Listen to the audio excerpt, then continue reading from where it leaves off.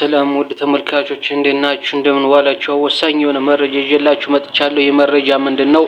በትላንትናው ዕለት አሜሪካ ኤምባሲ አምባሳደር የሆነው እንግዲህ ማሲንጋ ወደ ሁመራ ተጉዟል።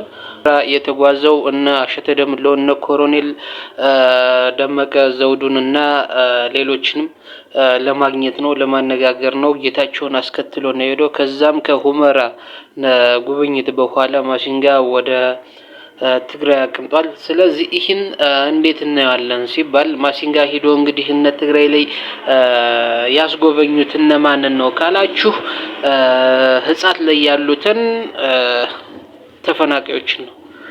ሁመራ ላይ ምን ጎበኘ ካላችሁ እንግዲህ እነ ኮሎኔል ደመቀ ዘውዱ እና አሸተ ደምለው ስራቸውን ሰርተዋል።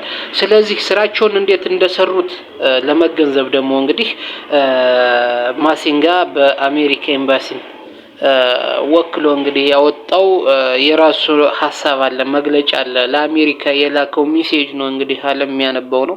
ስለዚህ እዚህ ጋር እነ አሸተ ደምለው ጥሩ የሚባል ዲፕሎማሲ ሰርተዋል ማለት ይቻላል ማለት ነው። ከሰውየው አስተሳሰብ አንፃር፣ ሰውየው ከጻፈው አንፃር፣ ሰውየው ለዓለም ካሳወቀው አንፃር ኢቭን ሁመራ ሂጄ ነበር ነው ያለው። ስለዚህ ምንድነው ሀፍ ሆኗል ማለት ነው። ከዚህ በፊት ዌስተርን ትግራይ እያለ የአማራ ርስቶች ወልቃይትና ራያን ለትግራይ ሲሰጥ ነበር ይህ አምባሳደር ማለት ነው ማሲንጋ። ስለዚህ ትላንት ግን ምን ተቀየረ ካላችሁ ዌስተርን ትግራይ ብለው ያለ የነሱ ያልሆነውን ርስት ለነሱ ከመስጠት ተቆጥቧል። ምክንያቱም እና አሸተ ደምለው እነ ኮሎኔል ደመቀ ዘውዱ በአጠቃላይ የወልቃይት ጸገዴ ሰቲት ሁመራ አስመላሽ ኮሚቴዎች ጥሩ የሚባል አመርቂ የሆነ ዲፕሎማሲ እና ወልቃይትና ራያ የአማራ ታሪካዊ ርስት መሆኑን አስረድተውታል፣ ግንዛቤ አስፈጥረውታል። ይህ እንግዲህ ይህ ውጤት ያመጣው ነው እንግዲህ እሱ የተናገረው ማለት ነው። እሱ የተናገረው የሚገልጸው የነሱን አቅምና ዲፕሎማሲ የማስረዳት ችሎታ ስለሆነ በዚህ ደግሞ ማድነቅ ያስፈልጋል።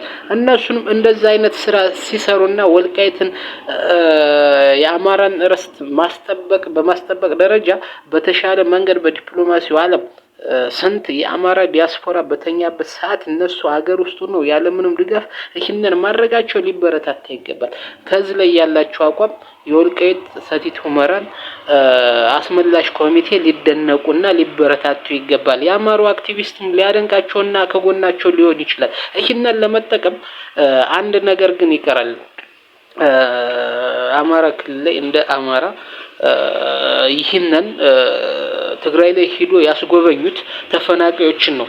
ነገር ግን እኛም የተፈናቀሉብንን ከነመላ ሀገሪቱ የተፈናቀሉብንን ማስረዳትና ደብረ ብርሃን ላይ ደሴ ላይ ያሉትን ባህር ዳር ላይ እንዲወጡ የተደረጉትን ወደ አልባሌ ቦታ የተመለሱትን ማሳየትና ግንዛቤ መፍጠር ያስፈልጋል። ይሄ ይደግፈናል። ይህን የሚሰራው ደግሞ ምንድነው? የዲያስፖራው አንድ ዲያስፖራ ድርጅት ቢኖረን ይሄ አሪፍ ስራ ይሰራ ነበር በዚህ ላይ። ስለዚህ ይሄ ነገር መታሰብ አለበት።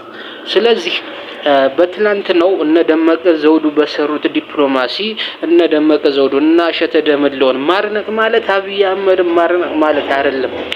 አንዳንዴ ፖለቲካ በጣም ውስብስብና አስቀያሚ ነው ይባላል። ይሄም እውነት ነው። ነገር ግን ጠላቶቻችን እነሱን ከህዝብ ለይተው ብቻቸውን ለማጥቃት በሚፈልጉበት ጊዜና ስለነሱ መጥፎነት በሚያወሩ ጊዜ እኛ ማየት ያለብን እነሱ ያላቸውን የስራ መደብ ነው። የወልቃይት ኮሚቴ እነ ተመስገን ጥሩነህን ማየት አይደለም፣ እና አብይ አህመድን ማየት አይደለም።